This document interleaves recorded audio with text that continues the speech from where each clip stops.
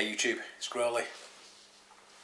Join me on the comfy couch today for another Grawlys Q&A episode.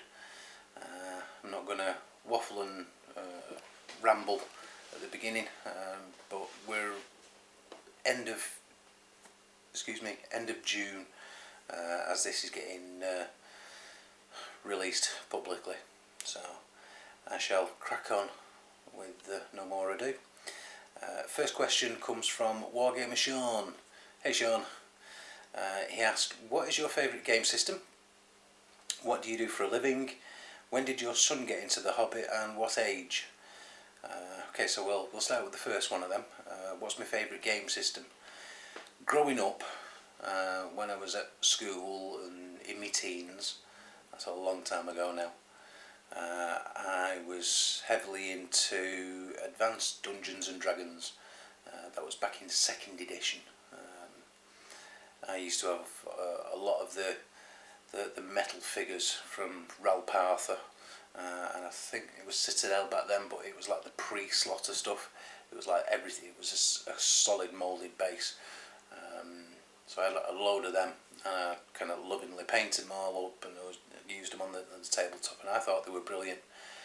Compared to what I can do now, they weren't very good. But back then I thought they were great. Had all the books, all the Player's Handbook and the Dungeon Master's Guide and the Fiend Folio and Monster Manuals and all the poly dice, the whole lot. So I used to play that a lot. So I had quite a lot of friends that were into AD&D. But we also had a Luke. Never really kind of kicked off with it or really got involved with it. But there was another game that we looked at called Traveller. So I don't know if anybody's ever heard of Traveller. I don't know if it's still going or not. I did see a few of the books on eBay on one of the auctions recently for all the different ones. Now, with AD&D and Traveller, that was the kind of the fantasy, kind of Arthurian, kind of medieval type thing, like Age of Sigmar is now, or the Warhammer Fantasy kind of thing. And the Traveller was the equivalent of 40k. It was like the role playing, same as AD&D, but set in the future. But we never kind of really got into that. So AD&D 2nd edition, that was when I was growing up. As I'm older, I don't have all those books and models anymore, but I have got a lot of 40k models, specifically Eldar, as you may see from my back catalogue of videos. But what I'm doing at the moment, as well as the Eldar, is Harlequins. I think they're pretty much going to be Mrs. Grawlys' army when they're all done and painted up. But I'm also planning something with Elder Corsairs, getting kits and bits together at the moment. So I need quite a lot of conversion bits, and we'll see where that goes. So it's the whole Eldar thing, and it really kind of fascinates me. So I suppose in modern times, favourite game system is 40k. When this is the third and fourth part of your question, Sean, when let me explain. I've got 2 sons and 2 stepsons, so I've got 4 boys in total. Excuse me. But the eldest one, you may know him as Mammoth Painting Studio, Mike, and his brother. When they were young teens, we went down to Games Workshop in Bolton, I believe it was. Ended up getting the starter set for Warhammer Fantasy, and we played that for a little while. They were yeah, probably, I can't remember exactly, but probably 13, 14 years old. And considering that Mike Mammoth is approaching 30 now, that's kind of half a lifetime ago for him. So that kind of answers when and what age my son got into the hobby. But both, or the eldest two, my two natural sons, they both got into the hobby at the same time. Now, Connor, the younger of the two, he doesn't play the game as much as he used to do. Mike still plays quite a lot. The stepsons, the little Grawlys,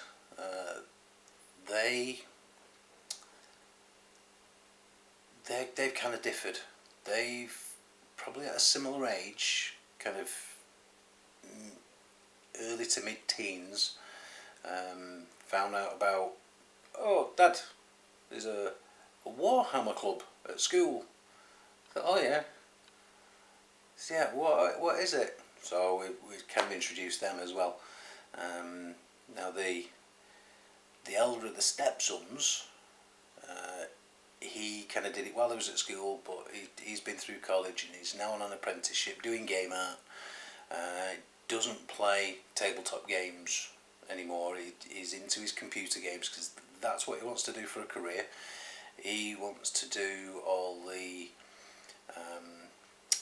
character, actually creating the characters that the designers kind of come up with these ideas for, and all the environments and the backgrounds and everything else, all the textures that you would see kind of playing the game. That's what he's doing an apprenticeship for, and he's hoping to go work for some major game companies, actually drawing it. So you may, if you play computer games, at some point in the future you might actually be playing on games that he's kind of created the environment for, or the character for. So he doesn't do it. He's the computer games side at the moment, rather than the Warhammer or the 40k. But the youngest of the four, little Harry, he's still involved. He kind of plays 40k. I think they both do a little bit of D&D, but all the boys, I'd probably say from early teens all the way through.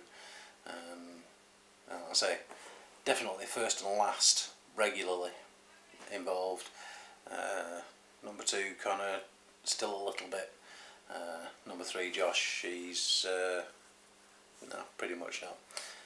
So all four sons at some point have been into 40k. What do we do for a living? So we'll come back to the second part. I'm currently I'm unemployed, actively looking for a new job, but my career path, the thing that I've got the experience in, is being a team manager. I'm a manager of people. Don't like these managers that are, it's just about the stats. You've got to hit the performance figures, and it doesn't matter how you treat people. No, people don't grow and develop for managers like that. That's managing out of fear in a lot of situations. I'm all about kind of motivating people, having a bit of fun at work, kind of making it light-hearted. We spend a third of our lives at work, and there's no point spending all that time being miserable. Let's have a bit of fun with it. So team manager, coaching, developing, motivating people, getting the best out of them, giving them the chance to pick up some transferable skills, some life skills that they can use outside of the work environment. So pretty much that's what I'm all about. So I won't go into the job hunting and everything else, but still looking. There's a couple of opportunities that are coming up. So we'll see that where they lead, and we'll keep trying. but I've been using the time productively while I've been looking for work. So lots of things have been getting done off the DIY list. So that's answered. What do I do for a living? Yeah, I'm a manager of people, but hopefully one that people actually warm and respond to. Not one that I'm a people manager, not a numbers manager. There we go. So thanks for the question, Sean. Thank you. Next is from Tabletop Banter. That's Callum. Hi, Callum. He asked, how did you meet Mrs. Grawley, and has she had much influence on your hobby life? Mrs. Grawley, we've been together a good few years now. We met, both of us used to chat. I don't know if anybody's been around, and some of the older people that might watch this might remember the MSN chat rooms. So we used to go in to like certain categories of chat room, like the psychic chat rooms, because we were both kind of into kind of psychic stuff, paranormal, and we kind of knew people, but we never actually kind of directly crossed paths. Anyway, it got to a point where I'd been divorced, Mrs. Grawley had gone through a divorce, and I was at a loose end and decided to log on and go in the chat rooms, and just kind of came across Mrs. Grawley, and we'd kind of seen each other's kind of names, but never really chatted. So we actually started chatting this day, and we realised that we'd kind of both been through similar situations, and it was kind of like shared experiences. So we actually arranged kind of like, well, let's kind of help each other, kind of get back to where we should be in life. Let's kind of like meet up somewhere, let's have a coffee, let's have a chat, and it all started from there. We met up on the 21st of April 2003, which was a bank holiday Monday. A year to the day later, we got married.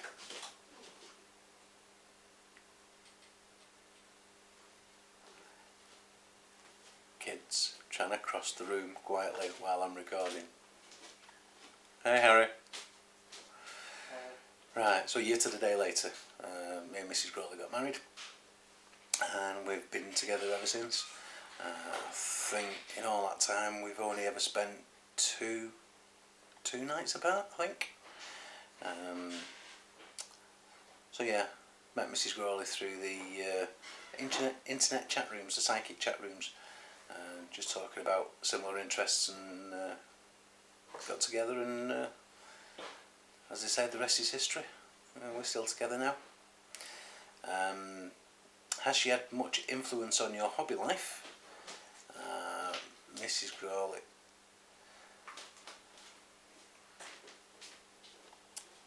Kids again. Mrs. Grawley always kind of considered like 40k to be like, paint these figures and stick them in your pocket, carry them out around with you everywhere. Wasn't really interested. When we met, she didn't play video games, nothing. Wasn't interested in them. But over time, she's kind of seen me with the hobby, and even though she doesn't play it and won't play it even now, because it's too geeky. She doesn't do geeky. But me and all the boys, we're all geeks. But she recognises that, appreciates that, and yeah, she supports us. She's been out and bought me models, and we were out today. Yesterday. Had a trip to Manchester. It's like, well, do you need any paints while we're out?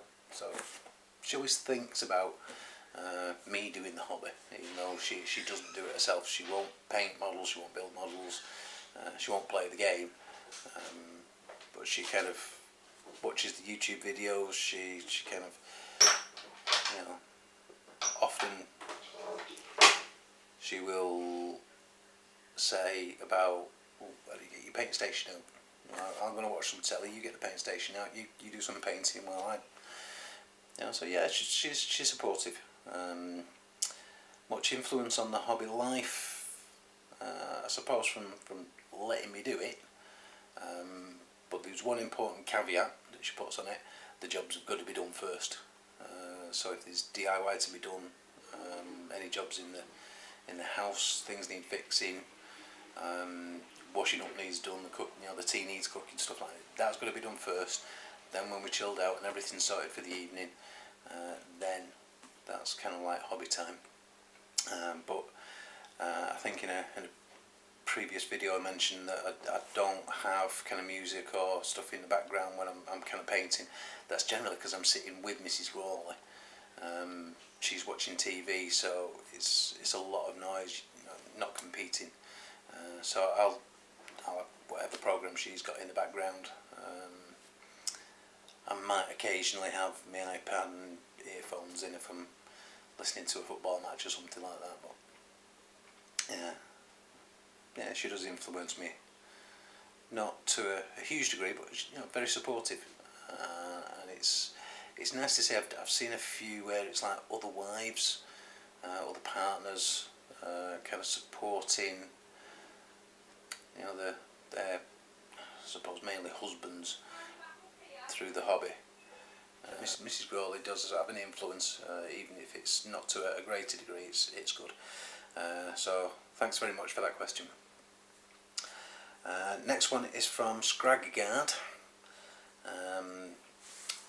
It's in response to something I mentioned last time. He says, I love Firefly and Serenity. Which was your favourite character?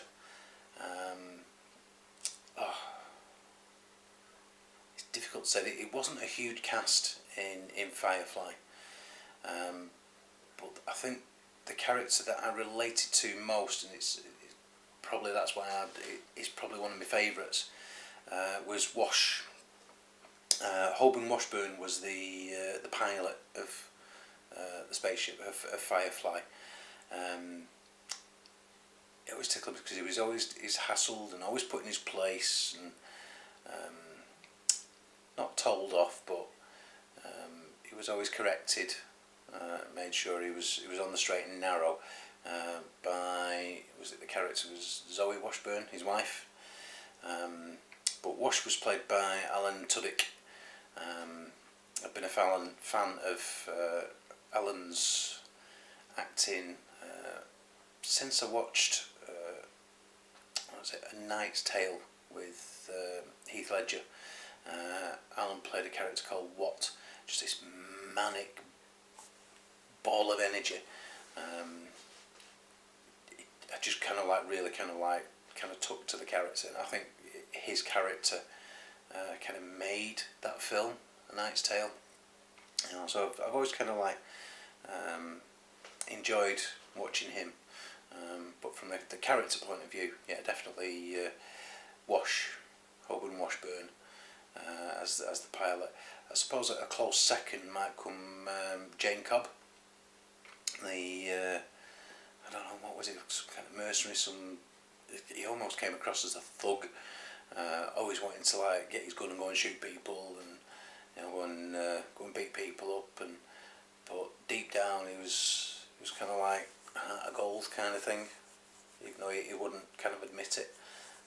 So yeah, Jane Cobb is probably a close second. I suppose that everybody kind of loves, you know, Captain Mal. You know, Nathan Fillion's character,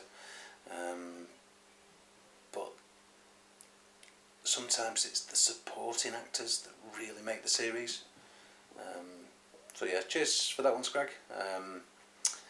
Favourite Firefly character was Holborn Washburn, and I was gutted with what happened to him at the end of the film Serenity.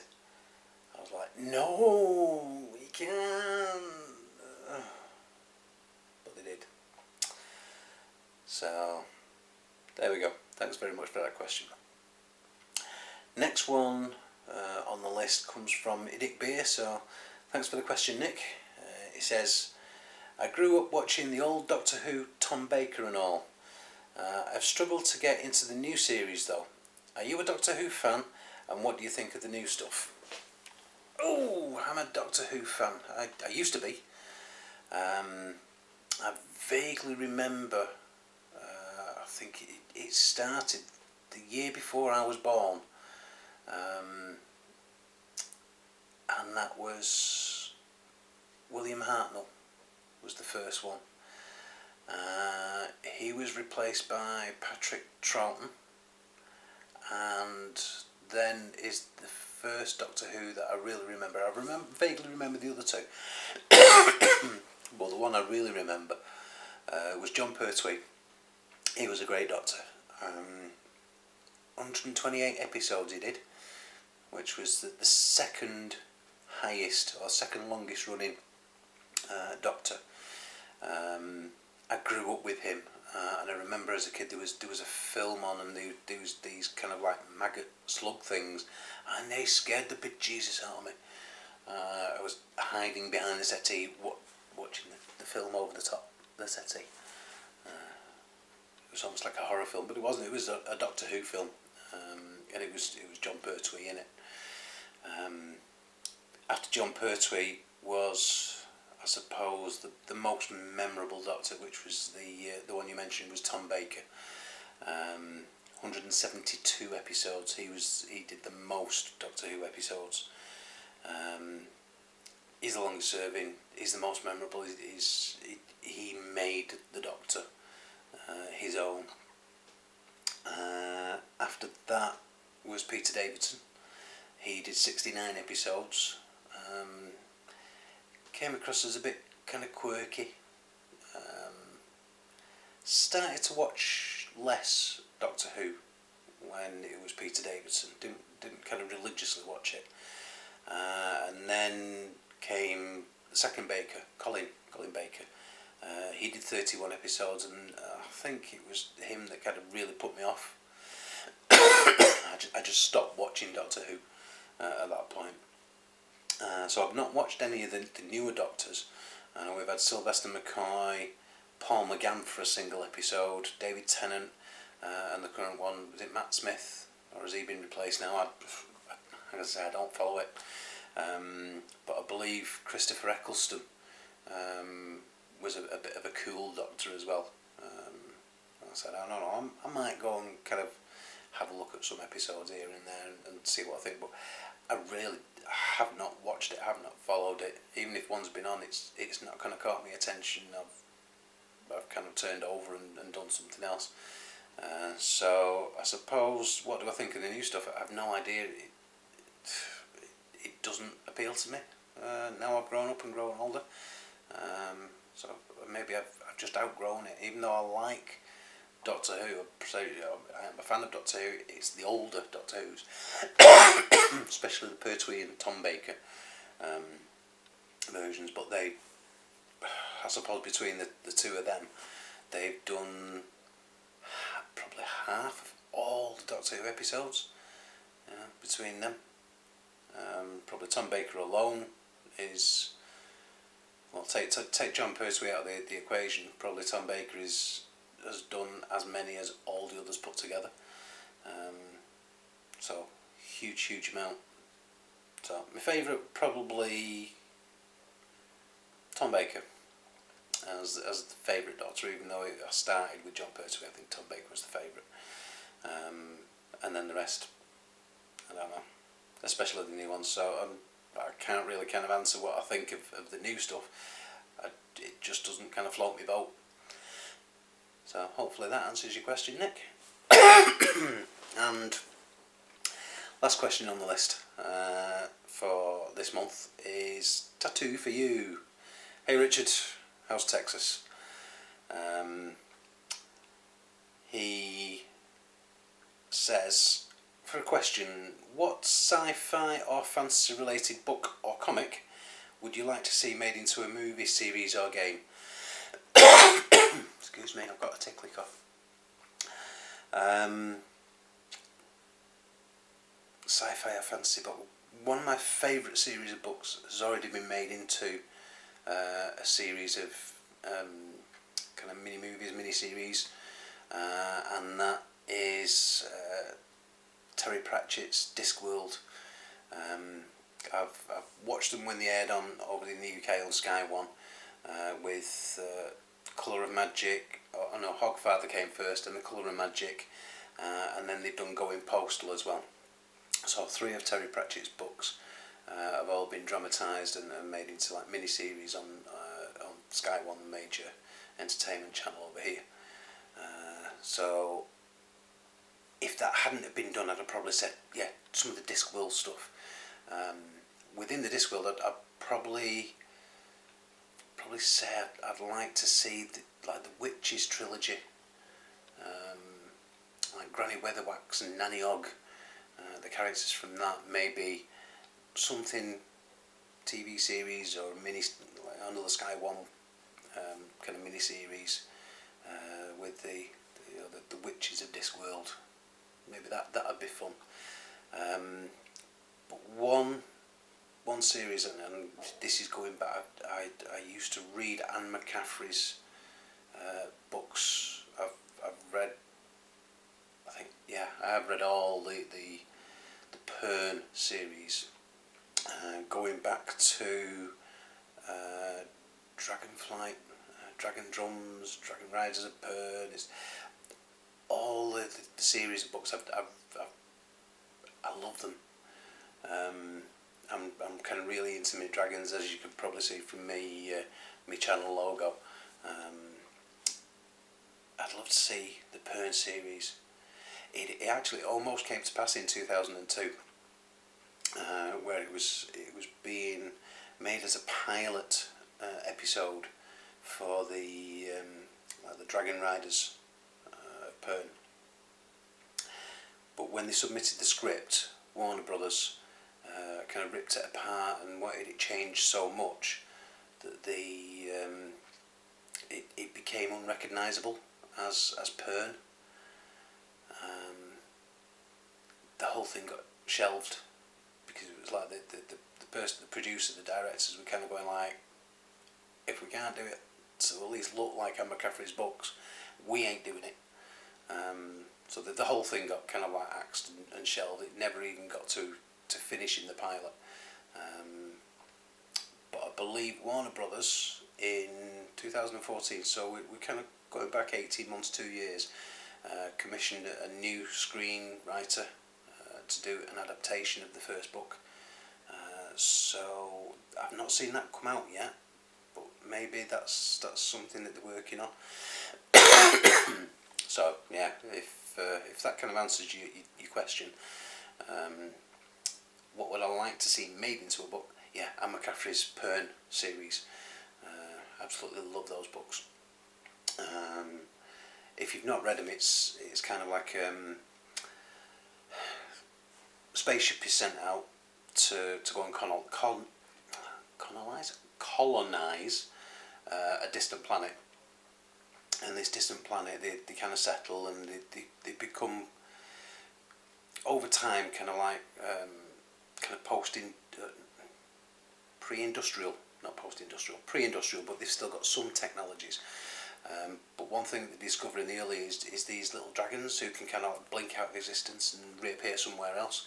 And over time they kind of train these dragons, and the dragons become bigger, and they end up kind of like flying these dragons all over the place. But there's a threat that they call Thread, and it's an organism that comes from this orbiting planet, and it kind of destroys any organic material, so plant life, animals, humans, it just kind of devours it all.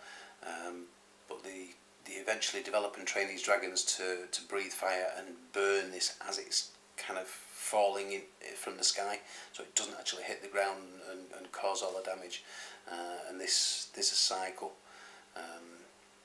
But there's a lot kind of goes on, and there's other kind of story arcs within the Pern Chronicles that kind of lead you into kind of other things. There's kind of a thing about the dolphins of Pern, and if you've never read Anne McCaffrey's books, not just you, Richard, anybody watching, go and give them a try. It's like the Pern Chronicles, the series, the Pern series. Love it. Anne McCaffrey is a great writer, and we actually share the same birthday. So I've got an affinity for somebody who's an April Fool the same as I am. Hang on, phone. So sorry about the phone going off there. So I was kind of just about kind of finished. Yeah, I said if you what was it about the Anne McCaffrey April Fool, 1st of April birthday and all the rest of it. Yeah. But one thing about the I suppose the Pern series, getting my mind back on track. Ubisoft actually did do a game for the Dreamcast. It was Dragon Riders Chronicles of Pern. That was, I think it was done in about 2001, so it's quite an old game, computer game. I never had a Dreamcast, so I never actually played it. So I suppose if it was made into a game of sorts, but yeah, definitely a TV series or a movie I'd love to see. So thanks for that question, Rich. That is it. That is all my questions for this time round. Hopefully weren't too distracted by my interruptions, kids walking through and phones ringing and all the rest of it. You actually managed to keep up, and I hopefully when I kind of edit the footage, we'll kind of try and get some continuity, and hopefully it all makes sense, and I've not kind of gone over things again, but I'll see when I kind of play the footage back. So thank you for those questions. Again, doing it as a multi thing, not in a kind of desperate rush to do loads and loads of Q&As. Kind of try and intersperse them with some of me on the paint station updates and vlogs and all the rest of the things. But if you'd like to leave me a question for next time, as I say, probably in about a month's time, end of kind of July-ish, we'll do another Q&A, and obviously catch up with answers for the questions that you left, and find a bit more about me, what I'm into, what do I like. Some really good questions this time round. So if you, let's say, leave me a question, leave me comments below, and we'll see you on the flip side for another Q&A session. So for now, as always, take care from Grawlys Lair.